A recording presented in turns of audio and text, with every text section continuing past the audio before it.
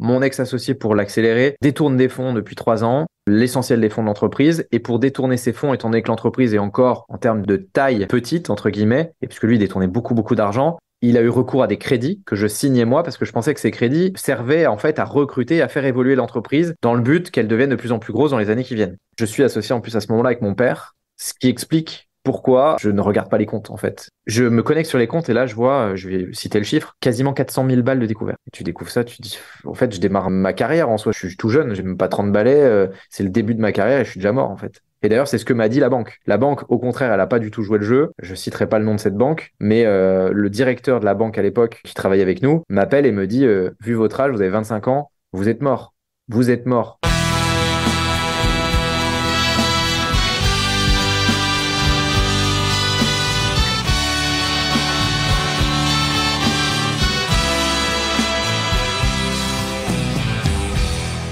Bonjour à toutes et à tous, vous écoutez En Terrain Conquis, le podcast qui donne la parole aux sportifs professionnels d'hier et d'aujourd'hui qui ont aussi conquis le terrain du business.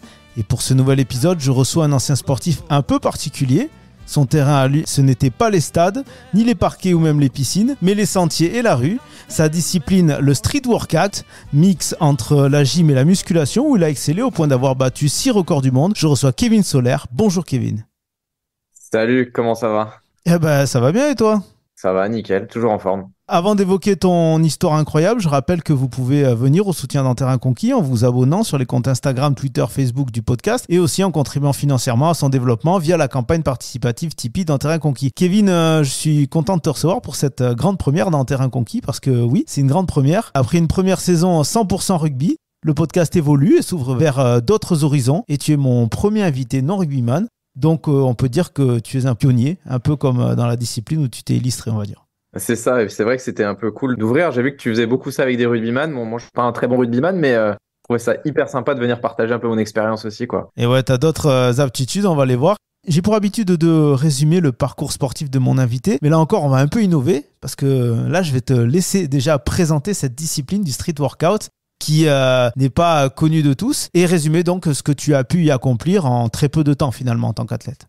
C'est ça, c'est qu'en fait, déjà, à l'instar de beaucoup de sportifs de haut niveau, moi, j'avais une vie pro à côté. Et souvent, bah, tu choisis l'un ou l'autre, ou tu fais l'un ou l'autre et tu passes sur l'autre après. C'est beaucoup le cas des entrepreneurs qui se découvrent une passion pour le sport après ou l'inverse. Et effectivement, moi, j'ai commencé donc le street workout en 2012. Je rentrais d'Australie. Et le street workout, c'est un mélange, en fait, j'aime bien dire de gym, c'est un peu du crossfit.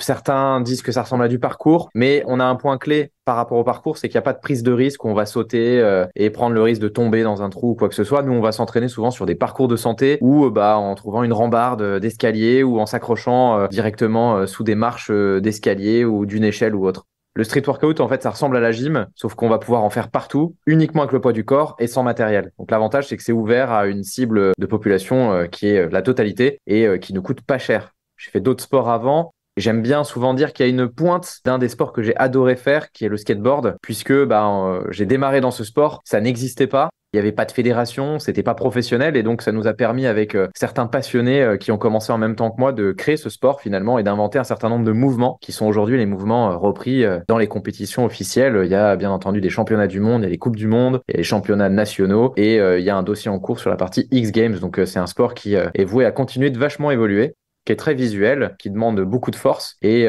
qui, à l'inverse du rugby, je dirais qu'on a plutôt nous une typologie de poids et de taille qui va favoriser ce sport, bien que des fois on ait des exceptions. Il faut pas être trop gros quand même. Bien balèze, mais pas trop gros. Je te confirme, plus t'es lourd, plus c'est compliqué et surtout, plus t'as les jambes lourdes, plus c'est dur puisqu'on fait beaucoup de mouvements statiques, notamment le drapeau humain qui est la figure dans laquelle moi je me suis un peu illustré et qui est une figure qui représente très bien ce sport. Donc je te confirme qu'on s'entraîne pas beaucoup les jambes, on va être transparent. Effectivement, quand tu veux être très bon, tu t'entraînes pas trop les jambes, comme ça tu as des jambes assez faibles et pas très lourdes. Donc voilà, c'est un sport qui a beaucoup évolué ces dernières années puisque il a dû trouver son marché parce qu'à un moment il a été comparé énormément à la gym en disant mais finalement qu'est-ce qu'il apporte de plus que la gym? Eh bien le mot clé, je pense que c'est l'accessibilité et ce côté un peu plus freestyle puisque finalement il est pas codé comme certains sports. Mais c'est aussi ce qui fait sa beauté. Le skate, c'est pareil. Le skate, tu peux juger d'un juge à l'autre. Tu vas trouver que le skateur a fait une super session. Et un autre va dire, bon, c'est bien, mais c'est pas ouf, quoi. Ouais, c'est ça. Mais c'est marrant que tu parles du skate parce que j'y ai pensé en préparant un petit peu l'épisode quand je me suis dit, bon, il a peut-être attaqué sur d'autres sports avant. Et c'est vrai que je voyais peut-être un petit lien, une petite passerelle entre peut-être le skateboard, peut-être les rollers aussi et ce sport qui est le street workout et le dénominateur commun qui finalement est de pouvoir faire ça dehors, sur des skateparks, des installations, etc. En général, c'est un peu à côté, quoi. C'est le côté liberté, en fait, quand on met ça. Et effectivement, j'ai un background, j'ai fait beaucoup de ski freestyle, etc., du skate. Alors, moi, je viens de l'Est de la France, Franche-Comté à la base.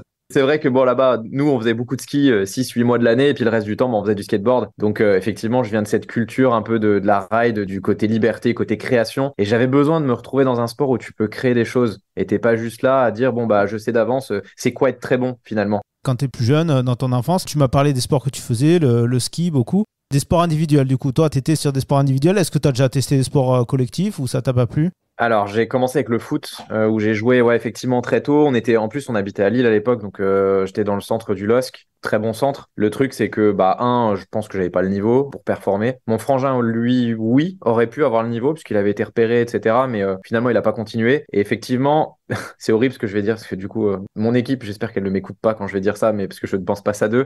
Mais effectivement, à l'époque, le problème des sports co, pour moi, c'est quand tout le monde se donnait pas à la même échelle. Et ça me frustrait. T'es déjà en cours de sport à l'école, quand tu faisais un truc, que tu fasses du hand, du basket, du foot, du rugby, n'importe quoi. Si t'en avais un qui était à 120% et que les autres étaient à 80%, ça me frustrait en fait. Ouais. Parce que j'étais toujours à 120 en fait. Je voulais absolument qu'on gagne. Et t'en as qui disent, oh, on s'en fout, on participe. Et j'ai une mentalité assez américaine là-dessus. C'est que moi, donner une médaille pour le deuxième, le troisième, le quatrième et tous les autres, ça sert à rien. Quand tu vois, t'as une médaille, c'est le premier. Si t'es pas premier, bon, t'as pas de médaille. C'est pas grave, hein, je dis pas que t'es nul, ça veut pas dire ça, mais la médaille est pour le premier. Et du coup, bah, quand t'en as qui sont un peu moins à fond que toi, c'est difficile quand même. Au niveau des études, c'était comment? C'était la même chose ou En fait, j'ai toujours réussi en faisant le strict minimum, à avoir ce qu'il fallait pour pas qu'on m'emmerde trop, pour être transparent. Et je m'en suis tenu à ça. J'ai jamais été super bon à l'école, j'ai jamais été mauvais. J'ai toujours, je te dis, réussi à avoir le nécessaire. C'est pas le minimum, parce que j'étais quand même un peu au-dessus de la moyenne, mais globalement, faire le nécessaire pour que ça passe et qu'on m'embête pas trop. Je me suis jamais retrouvé dans le système. En fait, le problème, c'était pas tant les cours, c'était le système. Je suis pas un anarchiste, hein, mais c'était la façon dont on nous apprenait les choses ou de ne pas donner de sens à ce qu'on apprenait. Et je l'ai compris plus tard, tu vois. Je pense que ça, c'est un trait des entrepreneurs en général. C'est qu'après, tu te retrouves une passion à apprendre des choses que tu n'as pas forcément quand tu es à l'école. Parce qu'encore une fois, on t'a pas donné les pourquoi du comment. Pourquoi j'apprends, qu'est-ce que je dois apprendre, etc. Et ça, je l'ai eu plus tard. Mais non, en cours, j'étais pas, voilà, rien de particulier à dire. J'étais pas un très bon élève.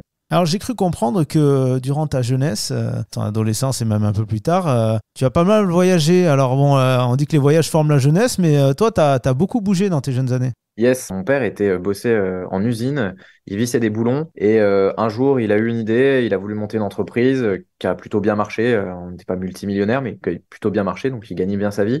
Ce qui a fait que bah, j'ai eu de la chance, puisque jusqu'à mes 14 ans, globalement, on a pas mal voyagé. Et c'est vrai qu'effectivement, ça t'ouvre l'esprit, tu vois d'autres cultures. Et ça, c'est un truc, si tu as la chance d'être dans une famille qui te permet de voyager, c'est vraiment une chance. Donc déjà, ça, c'est le premier point. Le deuxième, c'est qu'après, bah, moi, toujours avec cette envie de voyager, de voir d'autres cultures et ce côté un peu, je veux découvrir les États-Unis et j'ai une mentalité plutôt anglo-saxonne. J'ai fait des études de commerce. Et les études de commerce, j'ai fait ma première année. Je suis parti à Londres, puisqu'on devait partir en stage, où j'ai participé à la création en fait d'une entreprise qui s'appelle Tennis Partner, donc dans le sport encore une fois. Et ce site a été déployé dans 17 pays. Donc j'ai eu la chance d'être, au départ, on était deux, hein. Il y avait le fondateur et moi. J'étais le tout premier gars avec qui il travaillait. J'ai monté le business model avec lui. Moi, ça a été ultra formateur, c'était génial. Et je suis rentré en France et le site a très vite explosé derrière. Je suis rentré en France pour continuer mes études. Donc, j'étudiais à Troyes, qui n'était pas non plus l'endroit où je vivais. Donc, c'est pas un voyage, mais je vivais pas à côté de chez moi. Donc, ça aussi, je pense que ça te forme et ça t'oblige à être autonome et indépendant. Et derrière, la deuxième année, je devais partir 6 mois minimum. Et là, je me suis mis un coup de pied aux fesses en disant, de toute façon, j'adore l'anglais. Donc, je voulais aller aux US au départ. Ça l'a pas fait comme je voulais. On m'a planté en dernière minute. Je devais partir à Miami à la base. Et en fait, j'ai dit, non, mais il y a une autre ville qui a l'air super cool, c'est Sydney. Et je me suis barré finalement à Sydney en Australie. À l'autre bout du Et monde. c'était génial. J'avais du soleil aussi, je pouvais faire du surf aussi comme à Miami, mais il y avait un peu plus d'heures de vol pour y aller. L'Australie, elle a l'image aussi d'un pays où le sport tient une place importante. Est-ce que tu as pu constater ça durant ton passage là-bas? Ah mais c'est dingue. C'est-à-dire que là-bas, globalement, c'est un truc, ça va te faire rire ce que je veux dire, mais tous les gens sont beaux. C'est-à-dire qu'ils sont tous fit, c'est dans la culture, ils mangent bien, Ils sont patriotes, ils sont fiers de leur pays, ils sont fiers de leur culture, de leur appartenance. Et ça, je trouve que c'est un point qui se voit dans les gens. Tu vois, quand tu es fier de où tu habites, de ton pays, t'es pas là à te plaindre. Et je critiquais la France pour un point, parce que la France a beaucoup de qualités, hein, mais elle a un défaut, c'est que on se rend pas compte de ce qu'on a. Et pour avoir voyagé, moi, je m'en rends compte, c'est que on a un pays de fous.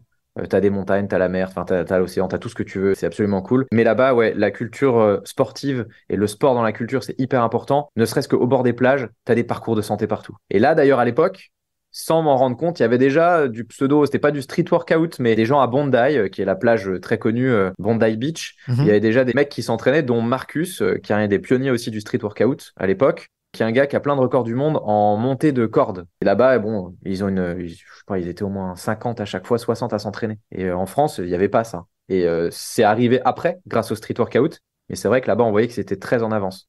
Et du Puis coup, le j'avais rugby, demandé si ça avait changé ton rapport au sport et à la pratique sportive, mais pas du tout. Le sport, à l'époque, j'étais complètement opaque à ça depuis 4-5 ans. Allez, on va dire fin du lycée et mes études supérieures parce que j'avais plus cette optique de sport et j'étais plus du tout dans ça. Et en fait, c'est en rentrant finalement d'Australie, puisque quand j'ai décidé de quitter l'Australie et revenir en France et monter ma boîte, à ce moment-là, je me suis dit, punaise, t'as pris du poids, ce serait bien de se remettre au sport. Par contre, si tu te remets au sport, faire de la salle, c'est chiant, quoi. Je veux dire, pousser des poids. En fait, tu vois la progression sur le poids que tu pousses, mais tu vois pas de nouveaux mouvements. C'est pas, tu vois, tu commences, tu peux déjà faire du développé couché. Même si tu le fais avec une barre à vide, mais tu fais quand même du développé couché. ouais. Le street workout, il y avait ce côté faire des mouvements impossibles, quoi. Et puis essayer de repousser les limites de l'humain.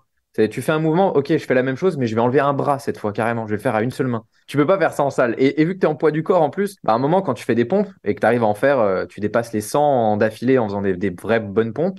Comment tu complexifies ce mouvement-là? Et donc, il faut être un peu malin, tu vois, en te disant, bah, ok, je peux rajouter du poids, c'est une chose, mais si je veux pas rajouter de poids, je peux le faire que sur 3 doigts par main, puis ensuite sur 2 doigts, puis après peut-être faire une seule main, puis finalement faire une pompe qui part de gauche à droite, qui se décale. Et en fait, bah, progressivement, tu te rends compte que tu inventes des petits mouvements qui t'aident à progresser, qui te font travailler des parties du corps que tu n'aurais jamais travaillé avant, que tu découvres d'ailleurs à ce moment-là. Et c'est ce côté-là que je trouvais super cool. Tous les jours, tu découvres un truc en fait. On est en 2012, c'est ça, hein, t'es encore jeune, hein, tout jeune même. C'est à peu près à ce moment-là que les municipalités en France commencent un petit peu à s'équiper hein, en parcours de santé, parce que moi j'ai le souvenir quand j'étais gamin, il n'y avait pas trop, quoi. C'était pas hyper développé. On partait un peu de loin par rapport à ça? On part de très loin. En 2012, quand j'arrive, les municipalités s'équipent pas. En fait, les municipalités commencent à regarder le bruit que ça fait. Moi, pour te dire, en 2012, quand je démarre le street workout, il y a plusieurs éléments qui montrent et qui prédisent finalement l'avenir de ce sport. C'est que au bout de 6 mois d'entraînement, donc je me retrouve à aller faire les championnats du monde en Lettonie, etc. Et j'ai la prod Fremantle d'Incroyable Talent qui me caste. C'est-à-dire que j'ai une chaîne YouTube, je fais des vidéos. J'ai laissé complètement tomber plus tard, mais je fais des vidéos de drapeaux humains parce que c'était vraiment la figure que j'avais adoré. Et la prod me caste et me disent voilà, on caste des talents et on a vu ce mouvement un peu monter, ce drapeau humain qu'on trouve super sympa et on voudrait le mettre en avant. Donc ça, je me dis ok, déjà, si les prods comme Incroyable Talent s'y mettent, c'est que c'est un sport qui va prendre. À côté de ça, j'ai beaucoup de télé. France 3, je suis passé dans tout le sport sur France 2, TLS. Sur l'équipe, globalement à peu près toutes les chaînes. J'ai eu beaucoup de chance à ce moment-là. Et en fait, ça a pris un essor de dingue. Les municipalités ont été dépassées parce que le nombre de pratiquants explose. Parce que finalement, t'as pas de coût associé à ça, si ce n'est d'avoir un short, une paire de baskets. Et encore, tu peux même t'entraîner à pieds nus. Et du coup, il n'y a pas d'installation. Donc, il y en a plein qui commencent à aller s'entraîner un peu à droite, à gauche, un peu partout. Certains le font même en salle de sport. Puis ça fait du buzz parce que bah, tu vois un gars, t'es en salle de sport, t'es à Fitness Park et d'un coup, t'as un mec qui tape un drapeau humain sur une machine de développé couché. Tout le monde est comme ça. Tout le monde te dit, OK, ouais, d'accord. Ah ouais. Qu'est-ce qu'il fout là, le mec? Et du coup, bah, les villes se disent, ah ok, il y a peut-être un truc à faire là-dessus. Et donc, je dirais, ça arrive plutôt 2013-2014, le temps que réellement, tu vois, parce qu'on est dans l'administration, c'est quand même assez lent. Et puis, tout se fait pas facilement. Il faut débloquer des subventions pour le sport, etc. Et je pense qu'ils attendaient aussi la validation que tu aies des experts plutôt professionnels de santé et autres qui valident le bienfait de ce sport. Et nous, on a eu le cas très rapidement. J'avais un jeune qui s'appelle Charlie. J'avais monté une asso, donc du coup, pour entraîner les jeunes, etc. à côté de ça, et milieu défavorisé, entre autres. Et Charlie, qui lui avait une double scoliose et qui, en 2 ans, 24 mois d'entraînement, globalement, redresse sa scoliose complètement, quoi. Et c'est assez dingue parce qu'il a pris 15-20 centimètres en 2 ans. Il a gagné une confiance en lui de dingue. Il avait le dos tout tordu et il a redressé complètement son dos. Donc ça, tu vois, c'est un des points qui est clé, je pense, qui est déclencheur finalement que les mairies, les villes, les communes se disent, OK, on va mettre en place des dispositifs puisque même la science prouve que cette Ouais. discipline, elle est hyper bien. Puis ça va être dans un contexte de dire, nous, il n'y a pas de supplément, même pas de prot, pas de créatine, rien. Zéro, nada supplément, c'est bouffe normale. Et derrière, il y a le côté, si les jeunes se mettent au sport, ils fument pas, ils font pas les cons, ils vont pas faire des roues arrière en scooter, tu vois, donc ça Cercle les emmène vertueux, dans un quoi. autre chose qui est bien. Pour toi, à quel moment tu t'es dit que ça pouvait être un peu plus qu'un loisir du dimanche matin, je vais sortir à 10h pour aller courir un peu et faire 2-3 pompes, quoi. En fait, j'ai une double réponse. Dans les faits, je fais jamais un truc pour un simple loisir. Dans ma philosophie, ça n'existe pas. Alors, c'est bien et c'est pas bien, mais c'est juste que je marche comme ça. Il faut forcément que ce soit compétition ou alors que tout de suite, je challenge ce qui se fait de mieux pour essayer d'arriver à ça. Et le deuxième point, c'est quand je te dis au bout de 6 mois, il y a Fremantle de la prod d'Incroyable Talent. Et à côté de ça, j'ai la Fédération mondiale qui me dit, écoutez, on vous a repéré. Vous êtes le premier Français à faire partie d'une team américaine, Bar Stars, qui sont les tout premiers à avoir lancé ce sport, avec notamment Hannibal Forking, qui est le pionnier vraiment de cette discipline, un gars ultra costaud aux États-Unis dans le Bronx. Et du coup, on me dit, bon, on t'a sélectionné, tu fais partie de la team américaine, on a besoin d'un Français pour représenter la France. Championnat du monde, c'est les tout premiers. Viens en Lettonie, à Riga, et tu représentes ton pays. Et moi, challenger, je dis OK, go. Mais en fait, Pas ça faisait mal. 6 mois que je m'entraînais et je partais de rien, si tu veux. Alors certes, j'ai fait du sport quand j'étais gamin, donc j'ai quand même un background qui fait que tu peux aller assez vite, mais tu pars de rien. Et je me retrouve contre des Russes, des Ukrainiens, des Américains qui font ça depuis toujours, des anciens gymnastes. Mais en fait, trop chaud, quoi. Je me barre à Riga, au bout de 6 mois, je dis allez, boum, on y va. Et derrière, le point en fait qui a appuyé par-dessus ça, je rentre de Riga, il se passe quelques mois, je continue. J'ai pas mal de bruit autour de moi parce qu'en rentrant de Riga, j'ai les médias qui s'intéressent à ça. Et je fais mon plus beau papier, enfin en tout cas c'est comme ça que je l'appelle, c'est 4 pages dans l'équipe magazine et qui pour moi était un peu le saint Graal parce que j'étais entre Tiger Woods et Sébastien Loeb si tu veux au niveau des Ouais, pages. Donc tu vois c'est ça. plutôt pas mal. En fait tu te dis qu'est-ce que je peux faire de mieux concrètement à ce moment-là, tu peux pas quoi. Enfin, moi je vois un Tiger Woods, je vois un Sébastien Loeb, je dis ouais, ça veut dire qu'on me compare à ça en fait alors que je m'imaginais pas comme ça. Et en parallèle de ça, j'ai Reebok qui se met dans ce sport-là et qui me choisit en tant qu'égérie. Et là, pour le coup, je me suis dit, OK, ça devient professionnel. Je suis payé pour faire ce sport. J'ai des marques qui s'intéressent à moi avec le côté influenceur et tout vachement moins développé qu'il l'est aujourd'hui.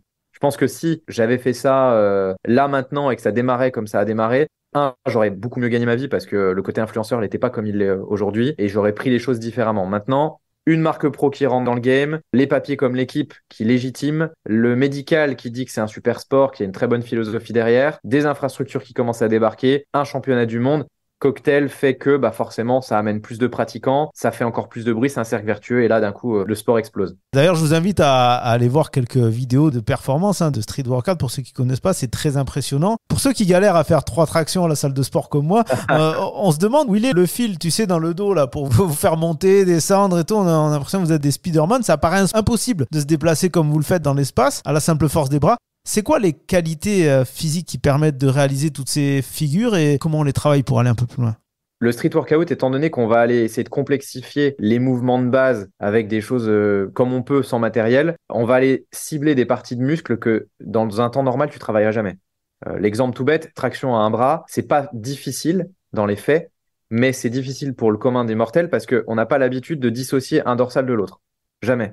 C'est-à-dire que dans tous les gestes que tu vas faire tous les jours, tes dorsaux, ils fonctionnent en même temps. Au niveau de ton dos, là, tu vas devoir faire comprendre à ton cerveau qu'il fait marcher qu'un côté de ton dos, ce qui est très compliqué. Et finalement, quand tu commences à comprendre comment le faire, ça va très vite. Tu vois, moi, à la fin, je faisais quasiment 30 tractions à une main d'affilée. Mais en partant de zéro, vraiment, quand j'ai démarré, j'en faisais pas. Donc ça a été juste un fil de répétition, puis répétition, puis répétition. L'autre point, c'est que je trouve que ça a donné une mauvaise pub, c'est l'expression no pain, no gain. Et no pain, no gain, c'est une grosse connerie parce que tu prends aujourd'hui, je ne critique pas ce sport parce que j'admire aussi ce sport, mais tu as énormément de blessures dans le CrossFit. Parce que le CrossFit, c'est beaucoup de no pain, no gain. Le problème de no pain, no gain, c'est tu réfléchis pas à ce que tu fais, tu te butes sur le nombre de reps sans trop comprendre comment ça fonctionne et derrière, tu te blesses. C'est logique. C'est mathématique. Nous, on avait une philosophie qui était plutôt no brain, no gain. C'est-à-dire qu'en fonction de comment je m'entraîne, je vais réfléchir à où je vais. Et effectivement. Après, il y a no pain, no tartine, mais ça, c'est encore un autre et c'est pas chez nous. Et si tu veux, au départ, moi, je pense que ce qui a fait ma force et la chance que j'ai eue, c'est que je me suis beaucoup renseigné sur comment fonctionnait le corps, si tu veux. C'est quand tu fais une traction, concrètement parlant, réellement, c'est quel muscle qui travaille. Qu'est-ce que ça veut dire de casser la fibre musculaire, de la régénérer pour que ton muscle prenne en volume. J'ai essayé de comprendre un peu comment ça fonctionnait et pas d'arriver en disant ouais, je me bute, je fais tout de suite un max de traction. Ça marche pas. Donc en fait, je l'ai pris comme le skateboard, c'est-à-dire que quand tu veux faire un kickflip, avant de faire un kickflip, tu vas faire un ollie. Tu vas faire quelque chose de plus simple qui fait une partie de ton mouvement du kickflip. Là, c'est un peu la même chose. Quand tu veux savoir faire une planche, vu qu'on sait que ça va travailler les épaules, tu vas faire des mouvements plus simples qui travaillent les épaules et progressivement renforcer tes tendons et tes muscles. Donc, les qualités qu'il faut avoir, en fait, je pense que déjà, faut être patient, parce qu'il y a certains mouvements, tu peux pas les avoir du jour au lendemain. Et ça sert à rien d'essayer, parce que sinon, tu peux te blesser réellement. Deuxièmement, je pense qu'il faut être buté comme dans tous les sports, à un moment de se dire bah, si j'y arrive pas, c'est pas grave, je continue, je continue, je continue, je continue. Même si ça prend du temps, c'est la répétition en fait, hein, tu sais, d'un mouvement dans n'importe quel Persévérer, ouais. sport. Hein. Tu fais une touche au rugby, si tu dois la faire 1 milliard de fois pour qu'elle soit ultra précise. Je veux dire, c'est pareil dans notre sport, quoi. Et le dernier point, si je prends vraiment des qualités physiques, en général, nous, les profils qui vont bien, c'est entre 1m65 et 1m80, grand max, parce qu'il faut pas être très grand. Et il faut avoir un poids qui fait à peu près 10 kilos de moins que le nombre de centimètres que tu as dans ton poids, quoi. Moi, tu vois, je fais un 72 et je faisais à l'époque 66 kilos quand j'étais au top du top avec, je sais pas, une masse graisseuse peut-être à 4% ou Ah 5%, ouais, tu quoi. vois, Donc, j'aurais dit plus parce qu'en voyant les vidéos et les photos, on te voit congestionné, balèze, avec les muscles saillants et tout. Je voyais des poids plus à 3-4 kilos au-dessus du centimètre, etc. tu sais, on a 2 modèles qui sont connus. Le premier, c'est Bruce Lee. Il est taillé comme il faut pour le street workout. Et d'ailleurs, il s'entraînait en poids du corps. Ça a été son entraînement. Et le deuxième, c'est Jason Statham, qui lui, pareil, Le transporteur. pour ses films, s'entraîne pour ça et va justement faire le drapeau humain. Il y a des photos de lui qui fait le drapeau humain, etc. Donc ça fait partie de nos modèles. C'est des gars qui sont pas très costauds. Hein. Quand tu regardes, c'est pas un Vin Diesel, c'est pas un The Rock qui performerait pas du tout en street workout avec son poids. Le drapeau, c'est ton truc à toi, on va dire. C'est une spécialité que tu as développée, une figure qui consiste à s'accrocher à une barre et se maintenir tendu à l'horizontale. J'ai lu que tu avais décroché 6 records du monde. Est-ce que c'est par rapport à ça? Est-ce que c'est là-dessus? Est-ce que tu peux parler de ces records du monde? En fait, les records du monde sont des records que j'ai officialisés. Alors, certains que j'ai battus, d'autres que j'ai créés, finalement, puisque bah, c'était des mouvements nouveaux. Celui qui a fait le plus parler, en fait, c'est le drapeau humain avec 2 personnes debout sur moi.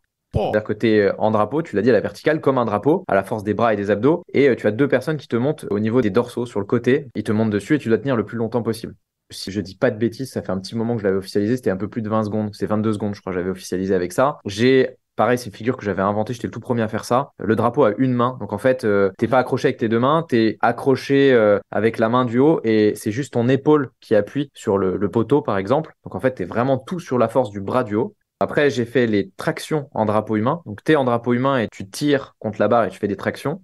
Pareil, j'en ai fait plus de 20 à l'époque. J'ai fait les tractions derrière la même chose, mais derrière la nuque. Donc, comme quand tu fais une traction derrière une barre, tu tires derrière la nuque. Bah là, c'était en drapeau et en plus, j'emmenais la barre derrière ma nuque. À chaque fois, il fallait revenir bras tendu, tirer derrière la nuque, etc. Donc, mouvement assez complexe. Et il y a un autre mouvement qui n'a rien à voir, sur lequel j'ai officialisé, c'est le back lever. Le back lever, pour essayer de l'expliquer, tu imagines, tu es pendu à une barre en position de traction. Tu as tes jambes qui montent et qui passent derrière toi, donc tu te retrouves complètement retourné sous la barre. Et là, tu vas tendre tes jambes et tu vas être complètement à l'horizontale complet, donc parallèle au sol, tout à la force du dos et des bras qui te tiennent. Et ça, je l'ai officialisé avec une personne debout sur moi. Là, j'avais tenu 49 secondes. Donc j'aimais bien en fait faire des records avec des gens debout sur moi parce que c'était impressionnant, c'était visuel. Ça rajoutait vraiment un côté complètement de fou quand tout le monde essaie de se battre sur le record du mouvement normal, où là j'ai dit bon, moi je m'en fous, je mets quelqu'un debout sur moi et ça sera encore plus drôle. Cette activité-là, tu l'as fait pendant combien de temps et qu'est-ce qui t'a décidé à freiner un petit peu? J'ai fait 2012-2018 en pro. Ce qui m'a décidé d'arrêter, c'est que, déjà, comme je le disais, moi, j'ai dû mener une double vie entre chef d'entreprise, entrepreneur et sportif de haut niveau, ce qui est compliqué en termes de temps, parce que mine de rien, monter une boîte, ça te demande déjà un énorme sacrifice dans ta vie globale et en termes de temps. Et en plus de ça, moi, le matin, je m'entraînais, et le soir, je m'entraîne à nouveau après le travail, et je repartais bosser ensuite. C'était un rythme de vie qui était compliqué, plus les compétitions à l'international. Parce que j'ai fait 2 fois Taïwan, je fais Riga, Oslo, Moscou, etc. Donc, c'est des destinations qui sont quand même pas à côté. Donc, il faut se déplacer, t'as la fatigue, le décalage horaire, tout ce qui va avec, plus la pression des sponsors. Donc, ça demande du temps encore. Et en fait, arrivé en 2018, je me dis concrètement, si record du monde, j'ai signé un super partenariat avec Reebok et avec d'autres marques, Pouline notamment. Tu as constitué un peu le démarrage de ce sport, tu as fait une association, tu as aidé des gens. C'est quoi concrètement la suite, tu vois? Et c'est là que j'admire un Teddy Riner. Où je me dis comment il arrive à continuer, quoi. Je veux dire, enfin, le mec, il est au-dessus de tout le monde de très loin, mais maintenant, qu'est-ce qui lui donne encore de la motivation? Parce qu'arriver à un stade, et encore une fois, c'est en toute humilité que je dis ça, c'est que tu arrives à un stade, tu dis j'ai fait ce que j'avais envie de faire dans ce sport. Tu peux toujours aller plus loin. Mais il y a un moment, je pense que tu arrives à un plateau où tu dis bon, bah, j'ai plus la même motivation et je pense que j'ai atteint les objectifs que je m'étais fixés. Et j'ai même dépassé les objectifs que je m'étais fixés, mais de très loin. Puis je prenais plus le même plaisir, le sport a un peu changé, c'était plus la même génération, il y avait plus ce côté, tu vois, en trade, ça rentrait vraiment dans une pure compète, mais avec le côté négatif de la compète. Et je me retrouvais plus, tu vois, au sein de ce truc-là. Donc je me suis dit, c'est le moment de partir. propre avec tout ce que j'ai pu faire pour ce sport et d'arrêter. Et finalement, tu vois, j'ai arrêté au niveau pro, mais j'ai pas arrêté au niveau perso puisque dans ma boîte aujourd'hui, tous les midis, je fais des sessions et tous ceux de mon entreprise qui souhaitent s'entraîner peuvent s'entraîner, on adapte les programmes, etc. Donc, c'est un truc qui me suit toujours, forcément. Quand t'arrêtes, il faut dire aussi que t'étais pas mal occupé par l'entrepreneuriat, parce que ça a été ta vie, et très tôt ta vie, puisque si je crois bien ce que j'ai lu, tu as démarré en 2010 t'avais quoi, t'avais 19-20 ans, quoi. C'est pas tout le monde qui peut, et qui veut surtout se lancer dans une telle aventure si jeune. Qu'est-ce qui a fait que t'avais ça dans le sang, t'avais ça en toi? Qu'est-ce qui a fait que j'avais ça en moi? Très honnêtement, c'est une question qui est super complexe à répondre parce que j'en sais rien en vrai. Mais j'ai plus ou moins toujours su puisque le premier stage que je fais, je monte une boîte avec un Anglais. Je fais tous les programmes en fait de création d'entreprise, etc. quand je vais dans mon école de commerce. Et quand je pars en Australie, j'ai pas fait trop de détails là-dessus, mais je trouve pas le stage ou l'alternance que je dois avoir là-bas. Donc du coup, je crée moi-même ma propre boîte et je me mets en stage chez moi-même. Donc c'est un truc qui est quand même ultra particulier.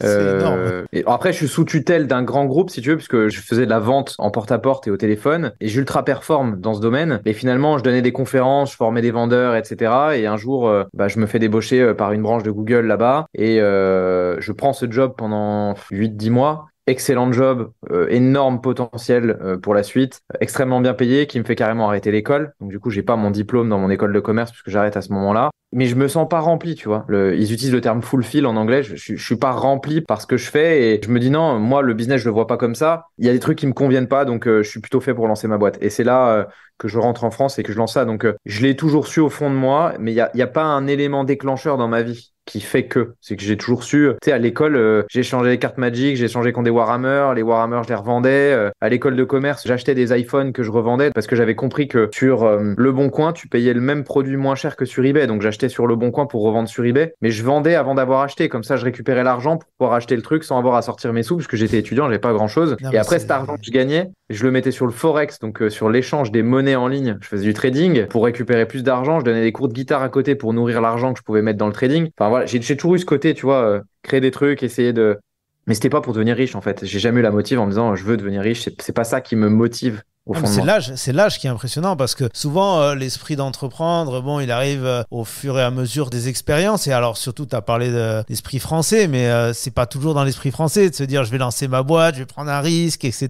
Nous, on est peut-être un peu plus frileux là-dessus. Et toi, tu me dis qu'à à 18 ans, 19 ans, 20 ans, tu lances ta boîte, tu pars en Australie et tu lances ta boîte en Australie. Ça paraît invraisemblable, quoi.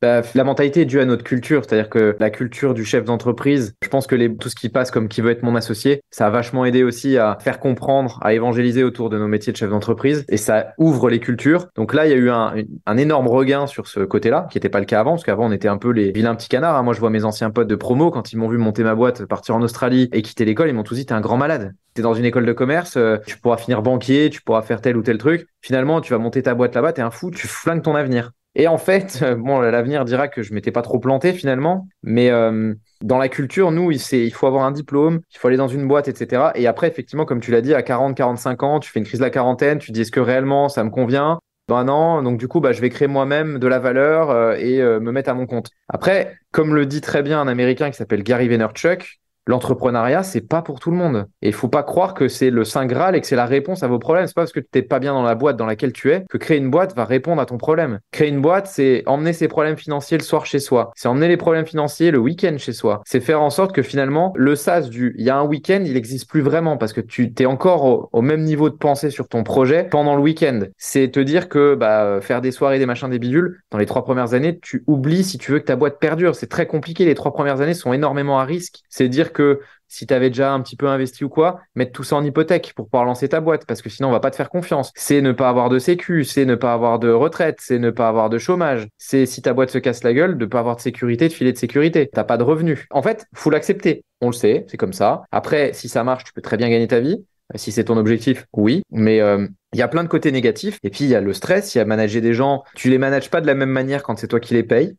Faut être transparent là-dessus. On n'en parle pas assez, mais manager quelqu'un que tu payes, à un moment, c'est bien toujours d'être gentil et d'essayer de travailler gentiment avec des gens. Mais à un moment, quand tu as payé quelqu'un qui fout rien, il faut rien, quoi. Et tu l'as payé quand même. Et là, c'est très compliqué. Il faut le comprendre. Donc là, pour le coup, et ça fait un bon parallèle sur ce que tu as dit tout à l'heure, là, tu commences à jouer dans une équipe. Et il faut t'entourer effectivement de gens qui sont très bons en équipe, qui sont très bons individuellement. Il faut savoir les mettre aux bons endroits quand ta boîte grossit. Donc tout ça, c'est pas fait pour tout le monde. Toi, tu t'es vite spécialisé dans un domaine particulier qui est la réalité virtuelle, on peut dire ça. Qu'est-ce qui t'a donné le déclic pour faire ça, tout simplement? C'est une bonne question. En fait, quand j'étais en Australie, je faisais de la photo en amateur. Et je sortais avec une nana qui était mannequin là-bas, et donc je faisais de la photo avec elle, etc. Et à l'époque, celui qui deviendra mon associé après est dans l'immobilier et m'explique que il y a un nouveau truc qui s'appelle la visite virtuelle qui est en train d'arriver, qui a l'air pas mal, etc. Je me renseigne sur le système, je trouve ça hyper intéressant et c'est là que je fais aussi le parti pris, le choix de me dire je vais rentrer en France. Et on se retrouve, on se dit bon, on n'a qu'à monter une boîte ensemble et à la base, on devait monter une boîte dans l'immobilier. Mais avec une différence majeure, c'est que vu que je faisais de la photo, tous nos biens devaient être en visite virtuelle. Aujourd'hui, ça paraît, y a rien d'innovant. Tu remets ça il y a 12 ans, c'est ultra innovant parce que personne ne faisait de visite virtuelle pour l'immobilier. Personne. Il y a eu le Covid entre deux, qui nous a quand même vachement aidé à penser ces choses-là différemment. Mais avant le Covid, même si on reprend il y a 4 ans, quand tu regardes, personne faisait ça. Donc on était ultra précurseurs. Puis finalement, avec près des problèmes avec des banques, parce que c'est ça aussi être entrepreneur, c'est aller chercher des partenaires financiers. Les banques qui étaient OK, puis finalement qui passent régionales, qui nous suivent plus. Enfin, très compliqué. On avait investi beaucoup à fond perdu. On se dit en fait, non, l'immobilier, ça va être compliqué. Le marché était tendu. Donc du coup, moi, je dis à mon ex-associé, écoute, tu sais quoi, on va vendre des visites virtuelles. Ça va nous aider à financer le projet immobilier d'agence immobilière. Et en fait, au bout d'une semaine, on signe un premier gros client qui est la chaîne d'hôtels Best Western. Et là, on se dit, en fait, il y a un potentiel de fou. Et on passe une nuit complète tous les deux à lister tout ce qu'on pouvait faire grâce à la visite virtuelle, qui deviendra après réalité virtuelle. Et on voit qu'en fait, il n'y a pas de limite, quoi. Tu peux faire des salles de sport, tu peux faire des stades, tu peux faire des industries, tu peux faire de l'immobilier, tu peux faire des hôtels, tu peux faire des yachts, tu peux faire des avions, tu peux tout faire. Et là, on se dit, bon, ok, potentiel de malade, finalement, on part là-dessus. Donc, on est parti là-dessus. Après, j'ai une autre casquette qui est business angel et j'investis pas dans des boîtes de ce domaine-là. Bizarrement, j'investis plutôt dans des hommes et des femmes. Et pour le coup, moi, j'investis plutôt dans des femmes. Donc, je me suis spécialisé dans mon domaine parce que je le connais, je le maîtrise maintenant et puisque c'est ce que j'aime faire. Mais tu as toujours une curiosité d'aller voir d'autres types de projets. Forcément, ça t'excite toujours de comprendre comment les autres font, en fait.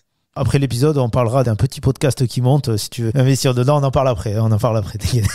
Bon, toi, du coup, tu as mené de front ton activité d'entrepreneur plus celle de sportif de haut niveau. Et on se dit, c'est quand même difficile parce que tu allais faire des compétitions à Moscou, à Taïwan, à Riga, tu l'as dit, à Madrid. Bref, tu étais un peu partout. Malgré tout, il fallait avoir un œil sur l'entreprise. Comment tu parvenais à concilier vie professionnelle, vie sportive avec l'entraînement que cela implique aussi, tous ces voyages à travers le monde? Bref, c'est une vie qui paraît peut-être à 100 à l'heure. C'est une vie qui est compliquée parce qu'en plus, à ce moment-là, bon, tu l'as dit, j'avais 20-21 ans. Avec le recul, j'ai géré comme j'ai pu. Je pense que ma boîte aurait été beaucoup plus grosse plus vite si j'avais pas eu le sport à côté. Parce que forcément, ça m'a pris de l'énergie aussi physique, psychique, mentale. Parce que quand tu vas en compète et que tu perds, c'est pareil, il faut se relever de tout ça. Et je pense que j'aurais été un meilleur sportif si j'avais pas eu la boîte à côté. Donc j'avais les deux en même temps. Ma foi, c'est ce qui fait un peu le côté ambivalent. Ça m'a aidé par la suite. Tu vois, le sport m'a vraiment aidé après. Je l'ai pas compris tout de suite. Au départ, je me suis dit, j'ai fait le mauvais sport. C'est un sport où tu es mal payé, donc le temps que je perds, c'est de l'argent que je fais perdre à l'entreprise et ce que je gagne en contrepartie n'est largement pas suffisant. C'est pas un sport qui est, et je vais utiliser le terme, noble. Donc dans mon activité, ça vient pas valoriser. Et en fait, tu sais quoi, avec le recul aujourd'hui, j'ai signé un paquet de contrats parce que les gens te disent, t'es un sportif, donc t'as des super valeurs. Et ça, c'est hyper important de le mentionner. Des gens qui, effectivement, avaient pu me voir à la télé ou quoi et ont dit, ouais, on a vu, t'as une bonne philosophie, etc. Donc, nous, on veut bosser avec des gens comme toi. Et en fait, les médias et la mise en avant que j'ai eue grâce aux médias ont aidé ma boîte parce qu'à un moment, quand tu démarres, t'as tout de suite un réseau de gens, même si c'est l'équipe, etc. Ils connaissent forcément d'autres journalistes qui vont dans la presse spécialisée, qui peuvent t'aider pour ton entreprise et qui sont contents de mettre en avant un sportif. Et ça, pour le coup, ça m'a aidé. Tu étais doué pour ton sport, tu étais aussi doué dans le business. Malgré tout, tu as dû traverser, tu l'as un peu effleuré, une grosse tempête professionnelle, mais qui a pris un tournant personnel. Quand est-ce que les gros nuages, ils ont commencé à pointer le bout de leur nez? Alors, faut imaginer, donc, entreprise, je quitte Google, j'arrive en 2012 en France, je crée cette boîte avec mon associé, on a quelques difficultés au départ pour financer, on pivote, donc on passe sur finalement de la réalité virtuelle, visite virtuelle au lieu de l'immobilier, donc ça c'est 2012. La boîte explose, tout est relatif, en tout cas la boîte évolue. 2012-2014, 2014, on franchise le concept, on ouvre plus de 60 points de vente, ça marche super bien, on est très content. On arrive en 2017, ça continue d'évoluer, on crée d'autres marques, vraiment tout se passe bien jusqu'à 2019. Donc, la boîte a quand même 7 ans à ce moment-là, on a quand même une assise. On arrive en 2019 et là j'ai la comptable, faut dire que je suis gérant de l'entreprise. Et le comptable me dit, écoutez, monsieur Solaire, il y a un problème, les comptes, ça va pas du tout, donc il faut que vous fassiez quelque chose. Là, vous êtes au bord du dépôt de bilan. Et nous, à ce moment-là, il faut remettre dans le contexte, Ça faisait un mois qu'on avait déménagé, qu'on a des locaux qui sont 3 fois plus grands que ceux qu'on avait avant. On venait de faire un investissement massif dans le mobilier, dans de la ressource humaine, dans des nouveaux postes, etc. J'ai embauché une vingtaine de personnes, enfin, des gros coups. Et là, je dis, c'est pas possible, on n'a jamais autant rentré de chiffre d'affaires. Regardez, on vient de recruter, voyez les bureaux. Et là, il me dit, non, non, non, non, vous n'avez pas compris, en fait. Faut regarder vos comptes. Et là, ça va pas du tout. Et je sais pas, quelques heures après, le destin est bien fait des fois. J'ai la banque qui m'appelle et qui me dit, Monsieur Solaire, le découvert, là, on a explosé les compteurs, ça passera plus, quoi. Et on est fin septembre, en 2019, autour du 27 septembre. Donc, j'ai les salaires qui passent quelques jours après, parce qu'on paye le 5 du mois. Et là, la banque me dit, de toute façon, on passera pas les salaires. Je dis, mais attendez, j'ai le comptable. Je viens d'avoir le comptable, je comprends pas ce que vous me dites, en fait. Ben, connectez-vous à votre compte bancaire. Et pour la petite anecdote, je m'étais jamais connecté à mes comptes bancaires entreprise, puisque c'est mon associé qui gérait l'administratif, le financier et le légal. Moi, j'étais plutôt le marketing et la vente, et le rapport avec les collaborateurs. Donc lui gérait ces parties-là, les partenaires bancaires et autres. J'ai dit, ok, ben, j'ai même pas mes accès, renvoyez-les-moi. Il me renvoie les accès. Et c'est une anecdote qui est importante parce que derrière, c'est ce qui va aussi faire en sorte que j'arrive à sauver la boîte, justement. Je me connecte sur les comptes et là, je vois, je vais citer le chiffre, quasiment 400 000 balles de découvert. Waouh. Quand tu n'as jamais eu de découverte de ta vie et que tu es à échelle personnelle, si tu veux, donc dans des petites échelles, à cette époque-là, je gagnais même pas 2000 euros par mois. Ok, ça faisait 7 ans que j'avais ma boîte, je bossais 80 heures par semaine, je gagnais même pas 2000 balles par mois. Donc, remis au taux horaire, j'étais moins payé qu'un SMIC, largement moins payé qu'un SMIC. C'est juste pour que les gens aient conscience de ce truc-là. Et tu vois 400 000 euros. Tu te dis, mais 400 000 euros, c'est un chiffre, c'est juste impossible, quoi. Et en fait, je vais voir mon associé, je lui dis, écoute, je viens de voir le comptable, je viens d'avoir la banque, qu'est-ce qui se passe? Et là, véridique, mon associé se lève, prend ses affaires, s'en va. Il me dit rien. Moi, je reste comme un con, on a des bureaux vitrés, tout le monde me regarde, personne ne comprend ce qui se passe. J'épluche les comptes, je vois plein de mouvements bizarres, etc. Et je comprends rien à la compta à ce moment-là, parce que pour le coup, bah oui, j'ai pas fini mon cursus scolaire, donc j'ai pas été au bout des cursus comptabilité et autres. Et là, franchement, je m'en veux à ce moment-là, parce que je me dis, putain, je suis vraiment nul, je comprends rien à ce que je vois. Et là, j'aurais bien voulu comprendre. J'ai essayé de passer 3-4 coups de fil. L'avantage, c'est que vu que c'était moi qui gérais la partie relation avec les clients, j'ai des clients qui sont des DAF dans des grands groupes, qui sont devenus des amis. J'en appelle un, justement, qui est dans un groupe hôtelier. Je dis, écoute, est-ce que tu peux m'octroyer 1 heure? Je te montre mes bilans, tu me dis ce que t'en penses, tu me dis s'il y a des trucs bizarres. Et là, il m'aide un peu, il m'oriente sur des choses, sans tout me dire, mais il m'oriente sur des choses. Je découvre en gros ce qui se passe. Mon ex-associé, pour l'accélérer, détourne des fonds depuis 3 ans, l'essentiel des fonds de l'entreprise. Et pour détourner ces fonds, étant donné que l'entreprise est encore, en termes de taille petite, entre guillemets, et puisque lui, il détournait beaucoup, beaucoup d'argent, il a eu recours à des crédits que je signais moi parce que je pensais que ces crédits servaient en fait à recruter, à faire évoluer l'entreprise dans le but qu'elle devienne de plus en plus grosse dans les années qui viennent. Donc on a souscrit à des crédits bancaires, etc. Et moi j'étais là, super, c'est pour ça qu'on a déménagé, on a souscrit des crédits pour ça, on a recruté des gens. Et en fait, ces crédits servaient à assouvir le besoin en trésorerie instantanée de mon associé pour récupérer cet argent-là, lui à titre personnel. Ce qui est absolument illégal, hein. Donc aujourd'hui on a un procès qui est toujours en cours là-dessus. On a gagné, parce que c'était un procès en reconnaissance de culpabilité. Mon associé a eu au moins la décence de reconnaître ce qu'il a fait auprès du tribunal. Donc il n'y avait pas eu d'histoire de est-ce que c'est vrai, pas vrai, il a reconnu. Et dans les faits, alors je vais parler un poil technique et je vais essayer de le simplifier. Quand tu montes une boîte et que tu es à deux, en gros, tu tires une ligne, tu as Kevin et son associé, et à côté, à chaque fois que tu dépenses 1 euro ou que tu prends 1 euro dans l'entreprise pour toi personnellement qui n'est pas du salaire, tu as une ligne, ça s'appelle les comptes courants d'associés. Par exemple, quand tu fais des frais kilométriques avec ta voiture, etc. Et en fait, nous, nos comptes étaient toujours équilibrés. Donc en fait, ce qui s'est passé, c'est que mon associé, en plus, la moitié de ce qu'il bouffait, il le mettait chez moi, mais il l'encaissait lui. Pour les comptables, pour eux, ils se sont dit, ouais, non, en fait, tout est équilibré, ils savent ce qui se passe. Sauf qu'en fait, pas du tout, quoi. Moi, je savais même pas ce que c'était un compte courant d'associé. Donc ça m'a formé très rapidement à la compta, parce que t'imagines qu'à ce moment-là, j'ai regardé toutes les vidéos du monde et j'ai lu tous les bouquins de comptabilité pour essayer de comprendre. Je me suis entouré de comptables. Donc du coup, voilà, je découvre ça, c'est compliqué. Je réunis les employés. On est à 25, je crois, 20-25 à l'époque. Je leur dis, écoutez, les gars, c'est simple, dans 3 mois, on est mort. Et 3 mois, c'est si on a de la chance. Parce que on avait des clients qui nous faisaient un peu d'argent, donc ça permettait de compenser, de payer les salaires. Sauf que je ne savais pas si la banque allait en fait aspirer tout ce qui allait rentrer, puisque on avait plus de 350 000 balles de découvert. Donc je savais pas trop comment ça marchait, parce que j'avais jamais vu de découvert avant. Et du coup, il y a 2 cas de figure. Soit j'en ai la moitié de l'équipe qui lève la main et qui dit, OK, on est d'accord pour partir, on fait une rupture conventionnelle tant qu'on peut encore le faire. Soit potentiellement les 20 et la boîte, c'est fini. J'ai de la chance à ce moment-là, puisque j'ai la moitié de l'équipe qui lève la main et qui dit, OK, on est d'accord pour partir. Après, je leur explique que de toute façon, ceux qui restent, il n'y aura pas de promotion. Les cafés gratuits, il n'y a plus de cafés gratuits. Ça va être un confort sommaire, puisque on a plus de quoi payer quoi que ce soit. Moi, je me paye plus. Donc voilà, j'ai eu de la chance là-dessus et c'est ce qui a permis le rebond. Mais ça a été très, très, très compliqué. Et là, heureusement que j'avais le sport et cette discipline. C'est vrai que c'est un mot que j'ai pas utilisé, mais cette discipline de mettre en place la routine, de mettre des œillères et de se dire, OK, ton objectif, il est là. Tout ce qui se passe autour, tu ne le vois pas. L'objectif, simplement, c'est d'aller là et d'être focus sur ton objectif, sauver, redresser cette boîte. Qu'est-ce qui se passe dans ta tête quand tu découvres qui est la source de tes ennuis, puisque tu as parlé de ton associé, mais ton associé, c'est pas n'importe qui non plus. C'est la chute en général quand je dis ça. Je suis associé en plus à ce moment-là avec mon père, ce qui explique pourquoi je ne regarde pas les comptes en fait. Moi j'ai une confiance aveugle. Mon père, comme je le disais, il a commencé ouvrier, il vissait des boulons, il avait 500 francs d'économie, il a monté une boîte avec ses 500 francs d'économie alors qu'on a une voiture pourrie qu'elle en pouvait plus, une vieille 205 avec un pot troué, enfin je passe les détails, et ces 500 francs il les investit dans lui-même et dans sa boîte à l'époque. Cette boîte qui marche quoi. Même sans ça, j'aurais eu aucune raison de douter de lui en fait. Si tu veux, moi ça a toujours été un bon père. Alors quand il avait sa boîte, il était quasiment jamais là parce qu'il travaillait comme un dingue. Et c'est un peu la philosophie qu'on nous a inculquée. Si tu travailles pas, tu peux pas y arriver. Mais voilà, j'ai aucune raison de douter de ça. Ce qui fait que je me suis fait avoir. C'est d'ailleurs ce qui m'a aidé dans mon malheur auprès du tribunal de commerce. Quand ils ont vu ça, ils ont dit OK, bon, on aurait tous pu se faire avoir dans cette situation. Et pour le coup, on peut pas le blâmer. Le père a reconnu la culpabilité. Lui, il découvre ça du jour au lendemain. Voilà. En plus, ce qu'il faut savoir, à titre personnel à ce moment-là, tu es caution des crédits. J'en parlais tout à l'heure, quand tu montes une boîte, souvent, tu fais des crédits pour ton entreprise, mais les banques disent, OK, nous, on veut une garantie. Et la garantie, c'est toi personnellement. Donc, c'est si tu as des biens ou pas, ou si tu as un petit peu d'argent, quoi qu'il arrive, le peu que tu as, on te le prendra. Donc, je suis caution solidaire des crédits. Ça veut dire que je suis caution d'une partie des crédits pour moi et des crédits de mon père. Qui, mon père, à ce moment-là, donc du coup, part de l'entreprise avec rien, qui est endetté, qui n'en peut plus et qui n'est pas solvable. Donc, en fait, je sais pertinemment que l'un dans l'autre, c'est moi qui vais devoir payer les dettes. Et tu découvres ça, tu te dis, en fait, je démarre ma carrière en soi, je suis tout jeune, j'ai même pas 30 balais, c'est le début de ma carrière et je suis déjà mort en fait. Et d'ailleurs, c'est ce que m'a dit la banque. La banque, au contraire, elle a pas du tout joué le jeu. Je citerai pas le nom de cette banque, mais le directeur de la banque à l'époque, qui travaillait avec nous, m'appelle et me dit, vu votre âge, vous avez 25 ans, vous êtes mort. Vous êtes mort. Vous êtes rayé partout chez nous, vous êtes mort. Et vous aurez plus jamais un crédit de votre vie, vous avez jamais, plus jamais rien.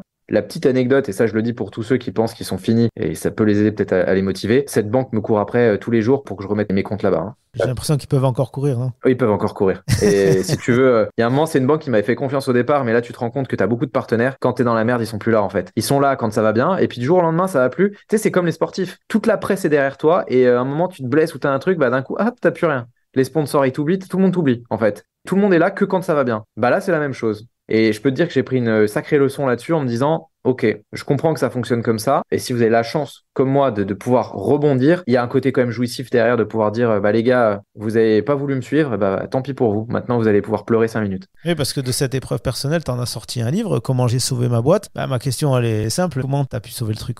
Bon, j'en parle effectivement beaucoup dans le bouquin. J'ai fait ce bouquin parce que moi, c'était une métaphore. C'était fermer la page d'une histoire qui était compliquée. Parce que moi, il y a l'histoire familiale, puis il y a la trahison. Alors, même si c'est pas ton père, c'est très dur à encaisser. Mais alors, quand c'est ton père, c'est encore plus dur. Sachant que moi, c'est la seule figure d'autorité qui me restait, puisque ma mère m'avait mis à la rue quand j'avais 14 ans. Donc, je ne parle plus à ma mère depuis que j'ai 14 ans. Donc, si tu veux, j'avais plus de famille hormis ça. Donc, ça a été très compliqué pour moi à vivre. Sauf que, dans les faits, je m'en suis même pas rendu compte, puisque j'ai dû être tellement dans l'opérationnel. Ça a été tellement difficile. Et je ne voulais pas finir SDF, pour être très transparent, en fait. C'était même pas combien je gagne ou quoi. C'était simplement, je veux me sauver pour ne serait-ce qu'avoir un toit. Et là, j'ai eu de la chance parce que j'ai ma femme qui a été d'un soutien de dingue et qui m'avait même dit s'il faut que je bosse aussi la nuit, je bosserai aussi la nuit, mais t'inquiète, tu réussiras à te sauver ta boîte. Ça a été un des éléments qui m'a aidé à sauver la boîte. Je m'en suis pas rendu compte et j'ai mis un moment à le dire. Hein. J'avoue que j'ai pas dit dans beaucoup de podcasts parce que j'avais pas eu le temps d'analyser ce qui s'était passé et que ça m'avait aidé. Et tu sais, quand t'as fait beaucoup de sport individuel, t'es vachement centré sur ce que toi t'as fait et tu vois pas ce qui s'est passé autour. Ça a été un des éléments clés. Le deuxième, ça a été l'exécution. C'est qu'à ce moment-là, tu mets tes œillères et tu fonces et tu fais.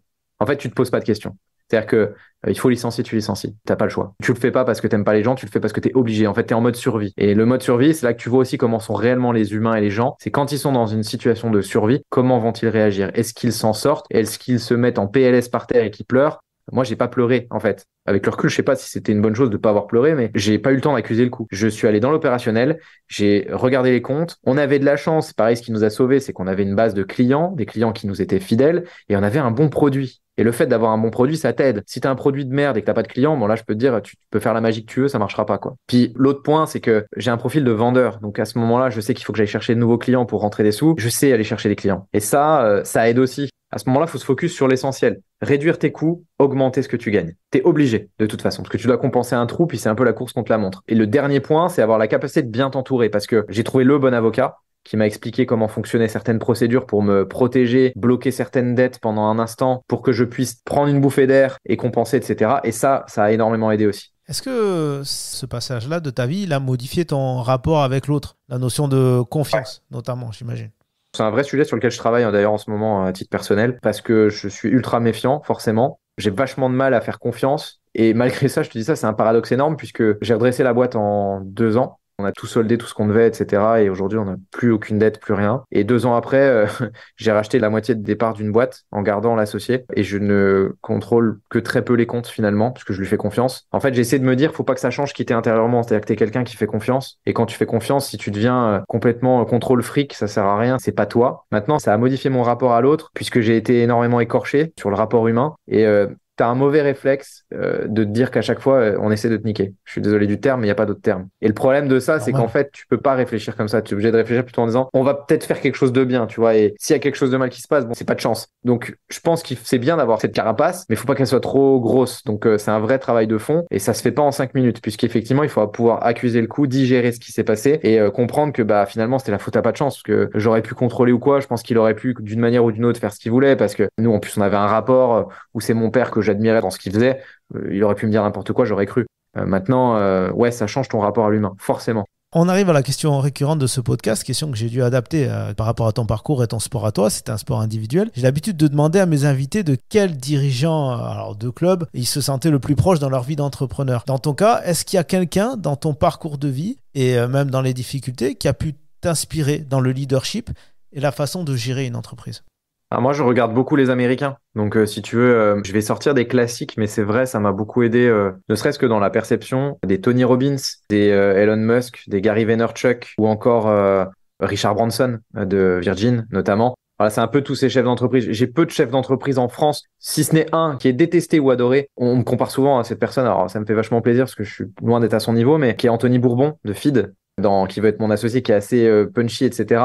Je me suis assez inspiré de ces gens-là. Parce que dans la difficulté, tu essaies de te raccrocher à des choses, tu essaies de dire, il y a d'autres gens qui vivent ça, comment eux ils ont fait, donc tu cherches des pistes à droite, à gauche. Et je pense que ça aussi, et c'est un conseil que je donnerais si vous êtes dans une situation difficile. Bon, il y a ChatGPT maintenant, mais il y a Google aussi, et franchement, et YouTube, et c'est des mines d'or, et tu peux trouver plein d'informations hyper intéressantes qui peuvent t'aider. Et le temps mort n'est pas mort. Ça, c'est un des points que j'ai mis dans mon bouquin où quand finalement tu penses que t'es pas efficace ou opérationnel, bah, tu as toujours des choses à faire. Tu peux toujours être sur ton téléphone, regarder des articles, lire des choses qui te donnent des idées, qui te font penser à autre chose, qui te font rebondir, etc. Et je pense que on a la chance d'être dans une ère et une génération où bah, tu as tout accessible en un clic, quoi. Et ça, c'est vachement cool, quoi.